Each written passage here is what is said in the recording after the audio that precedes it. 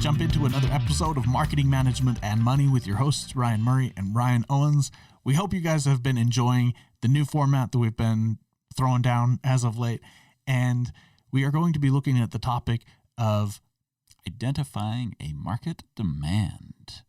Ooh, fancy. I've been practicing how to say that. That was good. It came off clean. Yeah, I was waiting for the handoff on that. So I love this topic because it really starts to get into the nuts and bolts of some of the fundamental marketing pieces that are involved in entrepreneurship and small business, right? It forces you, the entrepreneur, me, the entrepreneur. I mean, it doesn't matter who it is.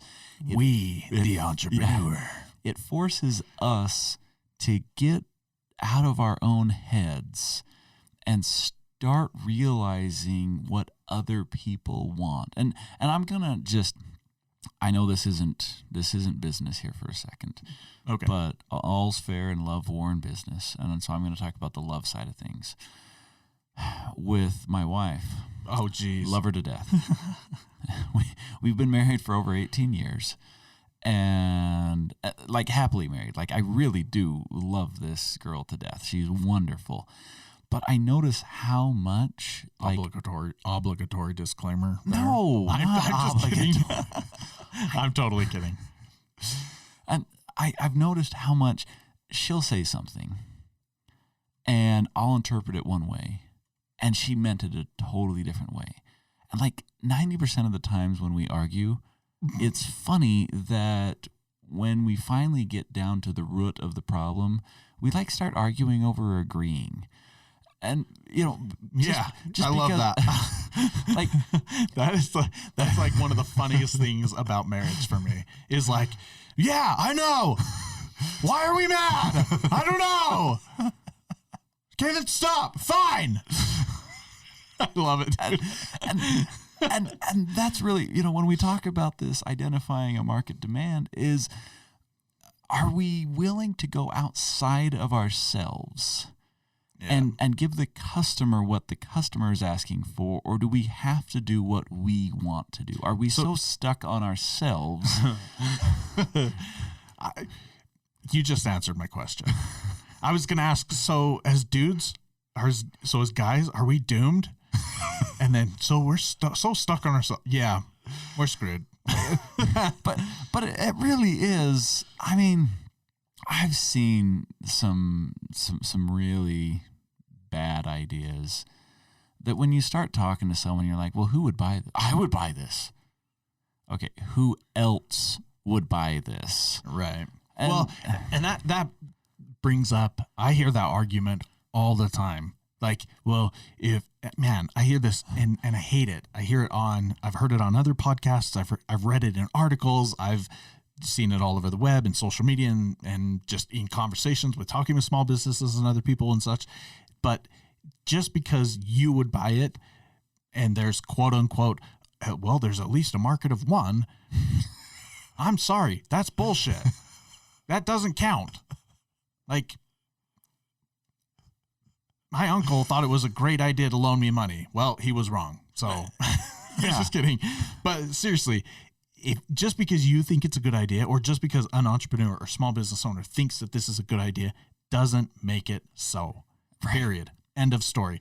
Go out and validate it. Once you validate it, then by all means, come back and tell me how great your idea is. And I will pat you on the back, give you a big old high five, and yeah. And that right there is going to be what we're going to spend the rest of the episode talking about, is how to correctly validate the next 74 minutes. Seriously, we could go off that long. I could spend the next 3 days straight.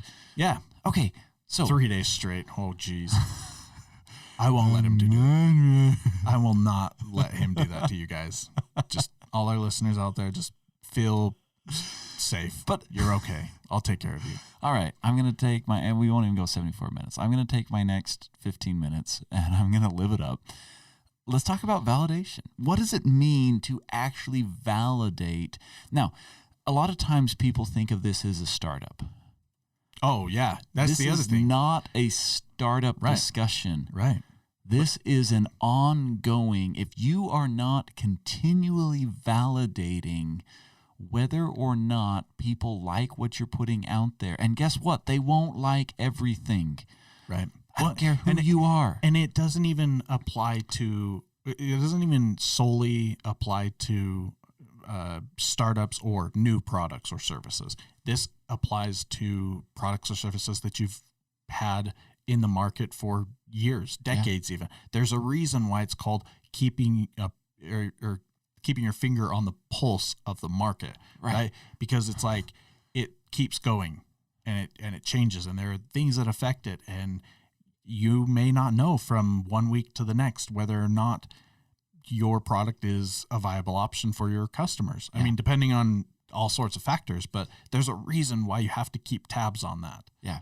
So step number 1, talk to your customers. Right.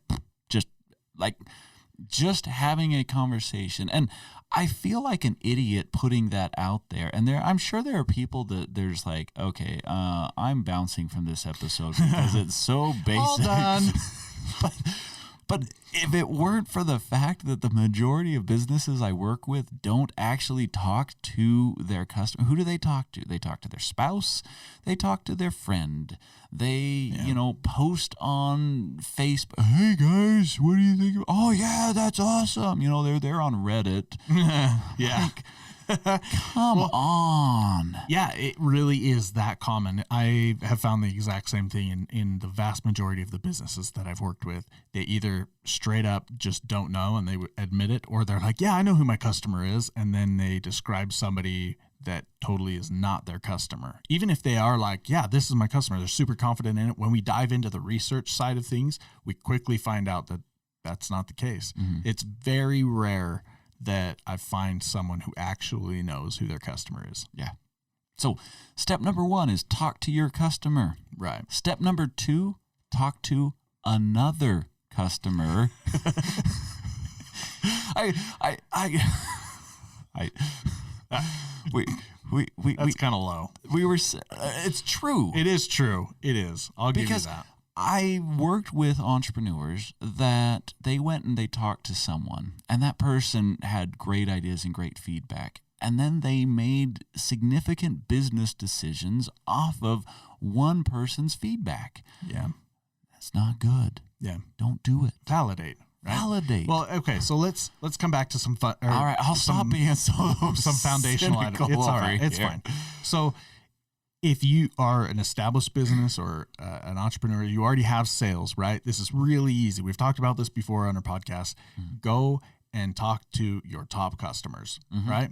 And even if this isn't exactly your target market or your love group, mm-hmm. your ideal target market that you found, at least you have some sales. At least somebody's buying from you and they're giving you their money, right? They're saying, "Yay, I believe in you. Here, take my money." Mm-hmm. And so there are some identifiable traits or characteristics that you can extrapolate from this customer. Sure. To say, okay, I need to look for more people similar to this. And then by further testing and tweaking, you can improve your data set regarding who that ideal customer is, or you can disprove other things that say, hey, we should stay away from this mm-hmm. type of person, right? Mm-hmm. If you don't have current sales, right? Like if you've never made a sale before, it's just as easy to go out and find somebody who you think might buy your product and try to sell it to them. Mm-hmm. What resonates with them? What doesn't? If they're like, wait, you do this? Oh man, how much is it? Like if they're asking you the price after you've gone through your spiel of it's got these features and benefits and this is the differentiator and this is the price and it'll last you this long, and they're like, wait. So you do this and wait, how much is it? If they're asking you how much it is, that's a good indicator that they're like, yeah, I'm going to buy this. Yeah. You know what I mean?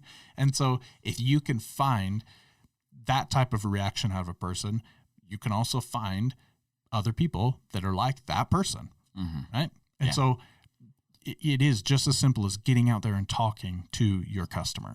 So validating it. Yes. Validation. I recently sat in on a marketing training because I try and stay relevant with, I even though, I teach marketing and train businesses on marketing, there's a lot that I don't know. And so I'm constantly looking for quality trainings where I can sharpen my skill set.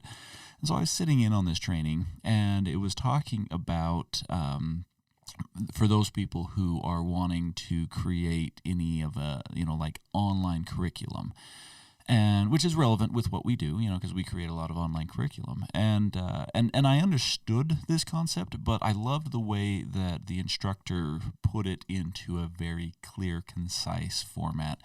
And they talked about the content pyramid. And what was so nice about it is the visualization of a content pyramid was to say at the base level, you need to have the free stuff, the easy stuff. People can just listen to your content, they can watch your content, they can engage with your content. It's in bite-sized pieces, short, free, easy, and there's plenty of it. Yeah. And then as you move up the pyramid, then you get into, maybe low cost, maybe it's a little bit more of a time commitment, but not significant type trainings. And then you get up to this mid-level where it's more of a time commitment and more of a cost. And then finally at the top, you have your select premium offerings.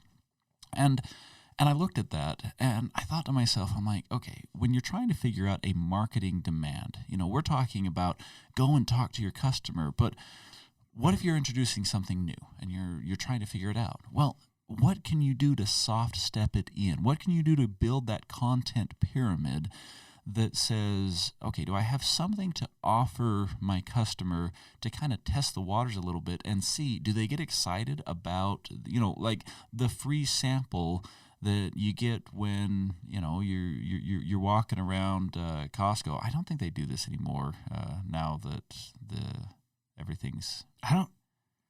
But you remember that they used to. I mean, Man, I don't know. People like feed their kids lunch off of the free samples that Costco put out there. Yeah, I'm sure there's been more than one person get kicked out of Costco or some bulk food warehouse place because they're just circling. Eating. I don't think that they would do that, honestly. Never seen it happen.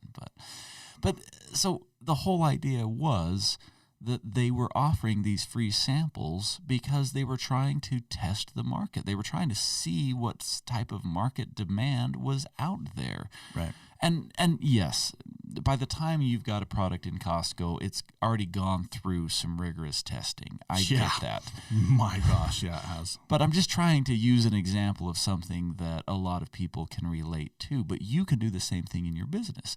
You can offer some teasers, some free samples. You can offer, little things that let your customers provide some feedback. Because a lot of times just talking to your customer is difficult to get their honest opinion, but actually giving them a chance to, give them a choice between A and B and say, okay, hey, here's A, here's B, which one do you like better? Yeah. Don't ask, do you like A? Yeah.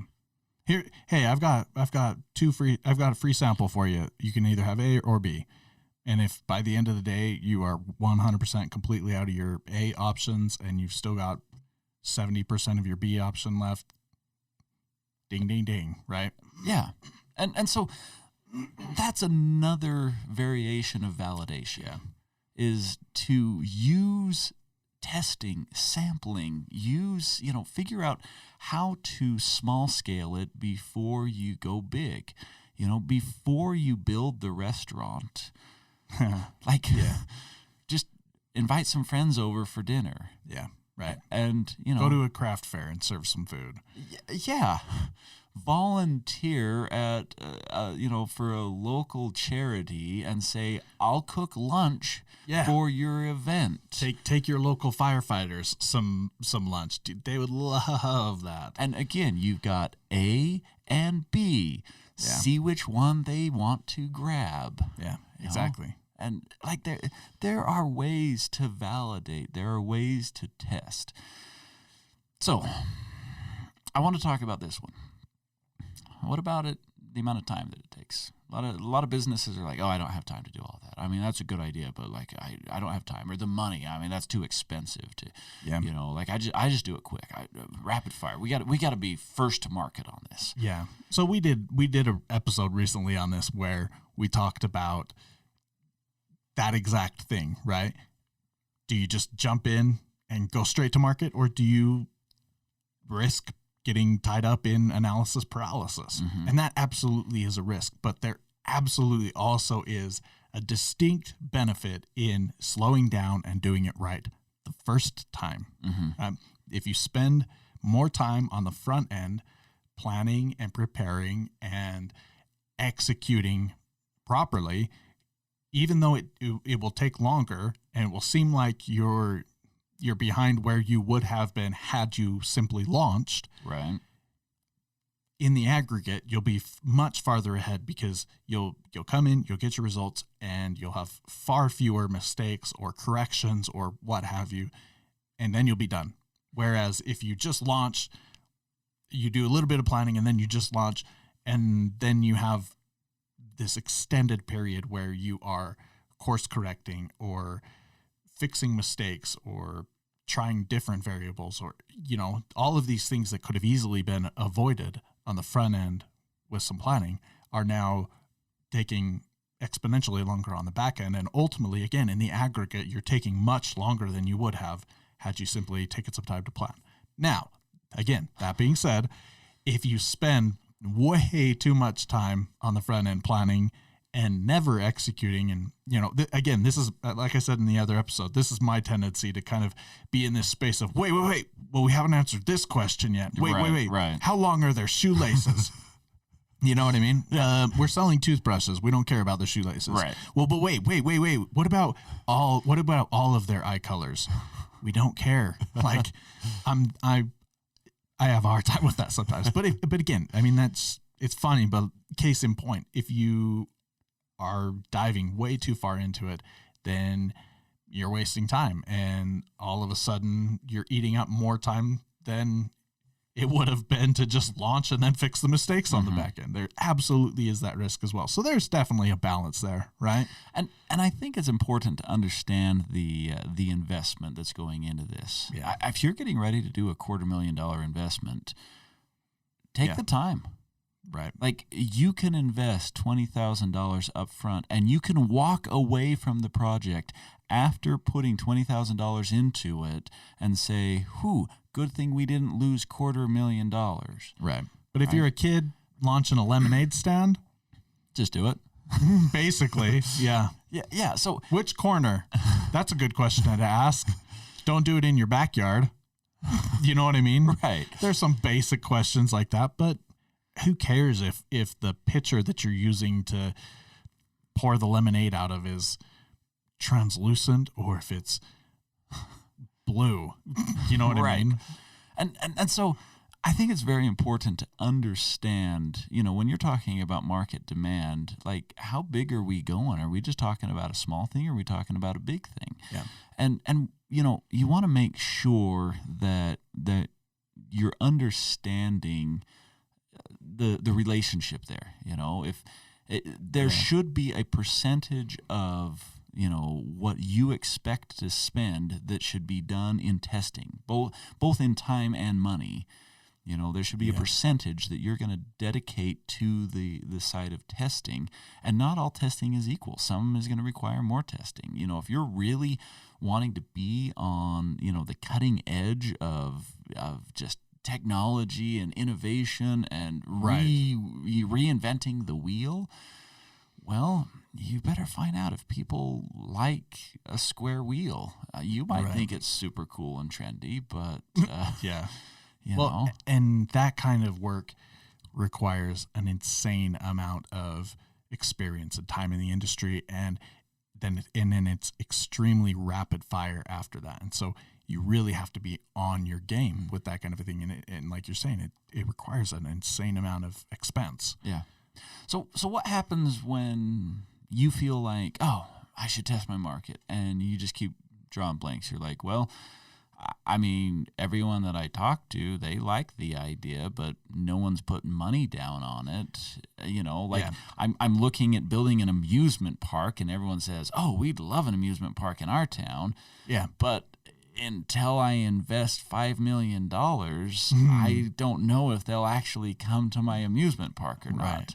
And you can't exactly go down to your local 4th of July parade and or your whatever parade and have a, I don't know, set up some miniature roller coaster. Super interesting that you would give that example. I had this business that I was working with.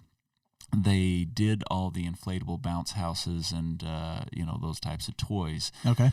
And they were super successful. Like, they knew their business. And one of the things that they did that was kind of their competitive advantage was their toys were always super clean. Like, Yeah. they took the time to clean all, they're like at the end of, a 4th of July, celebration, when 3,000 snotty kids have, gone down and there's like Band-Aids and Gross, dude. who knows what. And so At least the local swimming pool has like the filters under the side of the cement or whatever, so you don't see all the dirty Band-Aids. And but I mean, that was the thing. Like, people, they would go somewhere else, and they got undercut all the time. oh, I'm sure. But then the second that there was a complaint of like, we got on this ride and there was a Band-Aid stuck to it, then they would go back to the other person because the complaints were too expensive. The complaints were more expensive than the premium that this company was charging for having very clean, very well-maintained, attractions, I guess is what you would call them. But so they decided that they wanted to make a jump, and they wanted to, create instead of just traveling everywhere and setting up, they're like, well, we should have a fun center. And so they launched this fun center and found that it was a very, very different business. And so even though they had market demand for the original business model, the market demand for the new business model was not the same, and it was difficult. Interesting. It was very difficult, and so a lot of times people think that there's this natural progression up. Like everything always moves up, and I'm like, Not always. not always. There are a lot of times that it's a different target market. I'll see parents that when they take their kids to a carnival will drop $200 and not think anything of it. But if there's a fun center and they're like, you want to charge $12 a kid to go to this and spend the entire day playing? That's way too expensive. Yeah. And right. it's an emotional decision. And Yeah. so it's not the same target market. It's not the same environment. It's not the same market demand. So let's go back to that question of, what if you really can't test the market demand?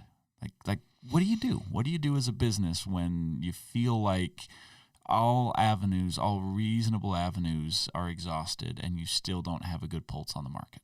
Yeah. Well, and I'm really glad that you're pulling it back to that state, because there's also the question that ties into this of, well, what if I've asked everybody I can think of, or asked in all the ways I can think of, and everybody's just saying yes, but nobody's actually put dollars down on this, right? Yeah. Because that's a very different scenario. So, Very different. yeah, what do you do? How do you get it to that point of, yeah, I really think people are going to vote for this with their dollars, Mhm. right? Yeah. And I, again, like we've said this in previous episodes, and we are huge fans of the soft launch. And like you've kind of alluded to a little bit, is start small. If you can't or haven't found a good way to test a market, and you need to actually go to market to start to test that. And I'm drawing a blank on like coming up with an example of what this would be, but if you're kind of in that scenario, start small. Like you said, like maybe don't go with your full blown widget. Mhm. Start with a a miniature version. I don't know. Like I said, I'm drawing a blank, but you start really small, and if that works, okay, then you have some sales to kind of reference off of and start to make some more connections off of, right? Mm-hmm. So find a place where you can get some footing, I guess is really what I'm getting at. Well, and I get that you're drawing some blanks on the tangibles, but the the advice that you're giving is solid. And so let me give kind of a tangible example that helps me understand an option for start small. That would be great. I would love that. I see a lot of people that they will use special events because special events have a finite lifespan and they expect people to only be there for 3 or 4 days, whether that be an expo, whether that be a conference, whether that be, a celebration or something like that. Right. And you can be a lot more temporary in what you're setting up. Yeah. Now, if it's a service that you're offering, it's kind of easy to start small because you can give away, free services left and right. Like, Right. if you're a massage therapist, rather than opening up a spa, you could buy yourself one of those, office massage chairs and then just find an office building that is willing to let you come in and do 15-minute, chair massages Yeah. to start to build up a little bit of a clientele. Yeah. And once you have 20 people that are like, okay, I'm ready to book with you, then you can you can look at that and say, okay, maybe it makes sense to expand a little bit more into what I'm doing. So services tend to make an easier transition of that start small. But if you're trying to sell a product, then finding that special event. But the biggest mistake I see here is not going to the right target market event. Just because there's 20,000 people that are going to be at this event doesn't mean that they're interested in what you are selling. So, you've got to go to the right events, and that might mean traveling a little bit. That might mean, doing your homework on what those events are. But I think that there are ways that you can get creative, test the water, soft launch it. I was going to say, if you develop some sort of new gun, new pistol or something, you wouldn't want to take that to a wedding expo. But maybe that's exactly the place you want to take it. I'm just kidding. I'm kidding. Speaking of being married for, how many years have you been married? 18 plus. 18 plus. Anyway, but no, I that's perfect. I really appreciate that because now that you mentioned that, I participated in a training where it was brand new. The person providing the training was beta testing it, and rather than charging full price, I was able to access this content for a fraction of the price, right? Mm-hmm. I think the training normally was like $300, and I was able to get into it for like $30 or $40. And so, but they told you up front it was a beta. Yeah. Now, and so that's, and I have purchased other things. Like I am that individual's target market sort of a deal. But the one last thing, I know we're getting ready to wrap up. One last thing I want to mention before we wrap up is that if you do go down this rabbit hole of starting small and you do find success there, you also need to keep in mind that there are variables that exist in starting small that won't exist in your broader target, your full market, right? Right. And some of those things might be critical to that transition. And so you need to be aware of if I'm only charging $40 for a beta version of this training, that person that paid that might not be the ideal target market for what I need to be able to charge the $300 out of the full established training. So you're telling me that sparring with my friend is not the same Yes. as having a killer Thank you. who wants to attack me in the ring. Yes, there you go. This is for the championship belt. Yeah. Is not the same as basement boxing. But we are advocates of sparring at least a couple times before you go against the heavyweight champion and get knocked out. Go get a bloody nose. Go get knocked out. Go take some pain and punishment for sure. Absolutely. So anyway, here's to sparring in your business. Make it baby. happen and test that market. Find the market demand. Remember, it's not about you, it's about your customer. We hope that you enjoyed a couple things that you picked up here with the episode. If you want to reach out to us, you can find us, Ryan, at marketingmanagementmoney.com.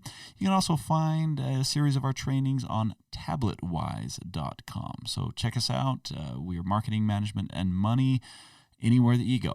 Thanks. Take care. Bye.